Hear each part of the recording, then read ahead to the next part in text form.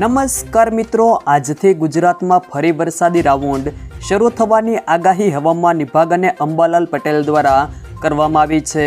ત્યારે ક્યાં ક્યાં જિલ્લામાં અને કેટલા દિવસ ભારે વરસાદ પડશે, સાથે આ વરસાદી રાઉન્ડ કેટલા દિવસ શરૂ રહેશે અને કેવો વરસાદ પડશે અને ક્યાં ક્યાં વિસ્તારોમાં ભારેથી અતિભારે વરસાદની શક્યતાઓ છે, તે આ તમામ માહિતી વિશે વાત કરીશું। વિડીયોમાં આગળ વધતા પહેલાં જો તમે અમારી ચેનલમાં નવા છો તો ચેનલને સબસ્ક્રાઈબ જરૂર કરજો, જેથી અમારા આવનારા તમામ વિડીયોની માહિતી તમારા સુધી મળતી રહે। તો ચાલો શરૂ કરીએ આજનો આ વિડીયો। ગુજરાતમાં આજથી વરસાદનો નવો રાઉન્ડ શરૂ થશે। અંબાલાલ પટેલે વરસાદના ત્રીજા રાઉન્ડની આગાહી કરી છે। આગામી દિવસોમાં રાજ્યમાં ભારે પવન સાથે વરસાદ આવશે। આજથી 12 તારીખ દરમિયાન વરસાદનું જોર વધી શકે છે, જ્યારે રાજ્યના જુદા જુદા ભાગોમાં વરસાદ પડવાની પણ શક્યતાઓ છે। દક્ષિણ, મધ્ય અને ઉત્તર ગુજરાતમાં સારો વરસાદ પડી શકે છે। રાજ્યમાં 15 ઓગસ્ટ સુધી વરસાદનું જોર રહી શકે છે। પાટણ, સમી, હારીજ, વાવ, થરાદ, બનાસકાંઠામાં ભારે વરસાદ ખાબકી શકે છે। સાબરકાંઠા, અરવલ્લી, પંચમહાલના ભાગોમાં પણ વરસાદની શક્યતાઓ છે। અમદાવાદ, ગાંધીનગર, વડોદરાના ભાગોમાં પણ વરસાદ થઈ શકે છે। મઘા નક્ષત્રનો વરસાદ કૃષિ પાકો માટે ફળદાયી નીવડે તેવી આગાહી કરવામાં આવી છે।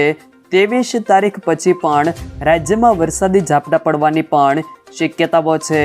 હવામાન વિભાગના જણાવ્યા મુજબ બંગાળની ખાડીમાં સર્જાયેલા લો પ્રેશર એરિયા આગળ વધતા 10 ઓગસ્ટની રાતથી રાજ્યના કેટલાક વિસ્તારોમાં વરસાદની શરૂઆત થઈ શકે છે।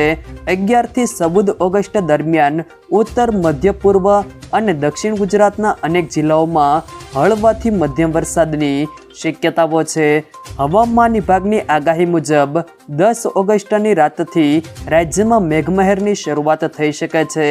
બંગાળની ખાડીમાં સર્જાયેલા લો પ્રેશર એરિયા આગળ વધતા તેની અસર ગુજરાતના કેટલાક વિસ્તારોમાં જોવા મળી શકે છે। હવામાન વિભાગના જણાવ્યા અનુસાર 11 અને 12 ઓગસ્ટ દરમિયાન ઉત્તર ગુજરાત, મધ્ય ગુજરાત, પૂર્વ ગુજરાત અને દક્ષિણ ગુજરાતના કેટલાક વિસ્તારોમાં હળવાથી મધ્યમ વરસાદ પડી શકે છે। આ દરમિયાન કેટલાક વિસ્તારોમાં ગાજવીજ સાથે વરસાદ થવાની પણ શક્યતાઓ છે। આગામી દિવસોમાં રાજ્યના અનેક જિલ્લાઓમાં ભારે વરસાદની શક્યતાઓ છે, જેમાં અરવલ્લી, વાવ, થરાદ, બનાસકાંઠા, મહેસાણા, સાબરકાંઠા, ગાંધીનગર, મહીસાગર, ખેડા, અમદાવાદ, વડોદરા, આણંદ, પાટણ, છોટાઉદેપુર, ભરૂચ, સુરત, તાપી, નવસારી, વલસાડ અને ડાંગ સહિતના આ જિલ્લાઓમાં હળવોથી મધ્યમ વરસાદ વરસી શકે છે। ખાસ કરીને ઉત્તર ગુજરાત અને પૂર્વ ગુજરાતમાં વરસાદનું જોર વધુ રહેવાની શક્યતાઓ છે। અહીં કેટલાક સ્થળોએ ગાજવીજ સાથે વરસાદ પડી શકે છે। ટૂંકમાં કહીએ તો 11 થી 14 ઓગસ્ટ દરમિયાન ગુજરાત રિજિયન એટલે કે ઉત્તર ગુજરાત, મધ્ય ગુજરાત, પૂર્વ ગુજરાત અને દક્ષિણ ગુજરાતમાં વરસાદી માહોલ રહેવાની પણ શક્યતાઓ છે। કેટલાક વિસ્તારોમાં તો મધ્યમથી ભારે વરસાદ પણ પડી શકે છે। બીજી તરફ સૌરાષ્ટ્ર અને કચ્છમાં આ સિસ્ટમની અસર પ્રમાણમાં ઓછી રહેવાની શક્યતાઓ છે। અહીં વાતાવરણમાં પલટો આવી શકે છે અને વાદળછાયા વાતાવરણ વચ્ચે છૂટા છવાયા ઝાપટા પડી શકે છે। જો કે સૌરાષ્ટ્રના દરિયા કિનારાના એકાદ વિસ્તારમાં સારો વરસાદ પડી શકે છે, પરંતુ હાલની આગાહી પ્રમાણે સૌરાષ્ટ્ર અને કચ્છમાં વ્યાપક મધ્યમ કે ભારે વરસાદની શક્યતાઓ નહીવત છે।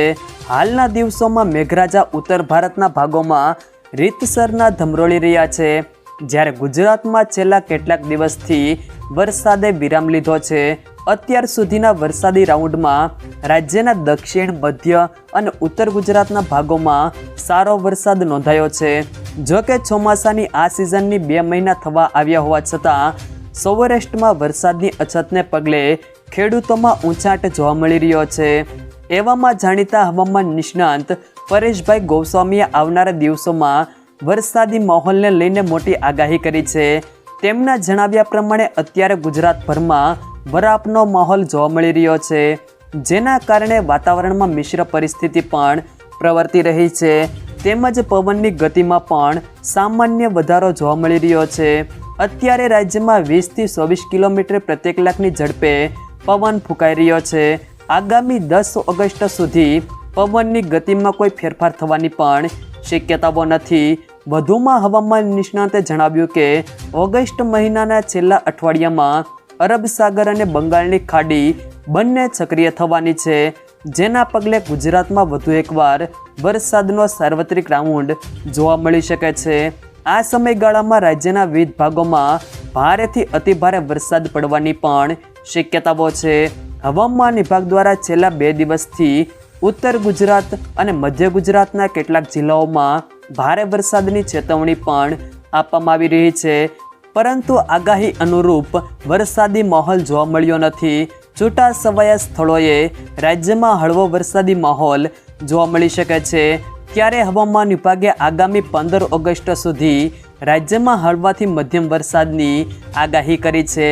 આ સાથે જ રાજ્યમાં કેટલાક ભાગોમાં ભારે પવન અને ગાજવીજ સાથે વરસાદ થવાની શક્યતાઓ છે. હવામાન વિભાગ અનુસાર આજે બનાસકાંઠા, વાવ-થરાદ, પાટણ, મહેસાણા, સાબરકાંઠા, ગાંધીનગર, અરવલ્લી, ખેડા, અમદાવાદ, આણંદ, પંચમહાલ, દાહોદ અને મહીસાગર, વડોદરા, છોટાઉદેપુર, નર્મદા, ભરૂચ, સુરત, ડાંગ, તાપી, નવસારી, વલસાડ જિલ્લામાં કેટલાક સ્થળોએ હળવોથી મધ્યમ વરસાદ થઈ શકે છે. જ્યારે સુરેન્દ્રનગર, રાજકોટ, જામનગર, પોરબંદર, જૂનાગઢ, અમરેલી, ભાવનગર, મોરબી, દ્વારકા, ગીર સોમનાથ, બોટાદ, કચ્છ જિલ્લામાં છૂટાછવાયા સ્થળોએ હળવોથી મધ્યમ વરસાદ થવાની પણ શક્યતાઓ છે.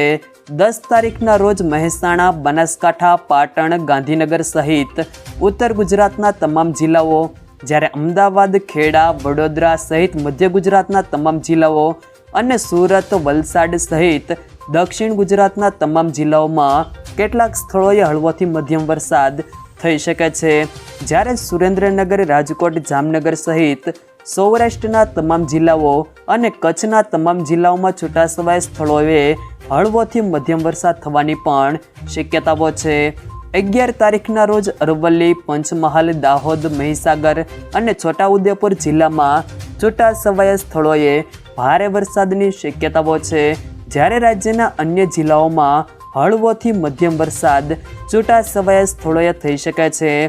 12 તારીખના રોજ બનાસકાંઠા, વાવ-થરાદ, પાટણ, મહેસાણા, સાબરકાંઠા, ગાંધીનગર, અરવલ્લી, ખેડા, અમદાવાદ, આણંદ, પંચમહાલ, દાહોદ, મહીસાગર, વડોદરા, છોટાઉદેપુર જિલ્લામાં ઘણા સ્થળોએ હળવોથી મધ્યમ વરસાદ થઈ શકે છે. જ્યારે નર્મદા, ભરૂચ, સુરત, ડાંગ, તાપી, નવસારી, વલસાડ, સુરેન્દ્રનગર, રાજકોટ, જામનગર, પોરબંદર, જૂનાગઢ, અમરેલી, ભાવનગર, મોરબી, દ્વારકા, ગીર સોમનાથ, બોટાદ, કચ્છ જિલ્લામાં છૂટાછવાયા સ્થળોએ હળવોથી મધ્યમ વરસાદ થવાની પણ શક્યતાઓ છે. 13 થી 15 તારીખ દરમિયાન મહેસાણા, બનાસકાંઠા, પાટણ, ગાંધીનગર સહિત ઉત્તર ગુજરાતના તમામ જિલ્લાઓ, જ્યારે અમદાવાદ, ખેડા, વડોદરા સહિત મધ્ય ગુજરાતના તમામ જિલ્લાઓ અને સુરત, વલસાડ સહિત દક્ષિણ ગુજરાતના તમામ જિલ્લાઓ, જ્યારે સુરેન્દ્રનગર, રાજકોટ, જામનગર સહિત સૌરાષ્ટ્રના તમામ જિલ્લાઓ અને કચ્છ જિલ્લામાં છૂટાછવાયા સ્થળોએ હળવોથી મધ્યમ વરસાદ થવાની પણ શક્યતાઓ છે. જો મિત્રો વિડીયો પસંદ આવ્યો હોય તો વિડીયોને લાઈક કરો, તમારા મિત્રો સાથે શેર કરો અને જો તમે અમારી ચેનલમાં નવા છો તો ચેનલને સબસ્ક્રાઈબ જરૂર કરજો, જેથી અમારા આવનારા તમામ વિડીયોની માહિતી તમારા સુધી મળતી રહે.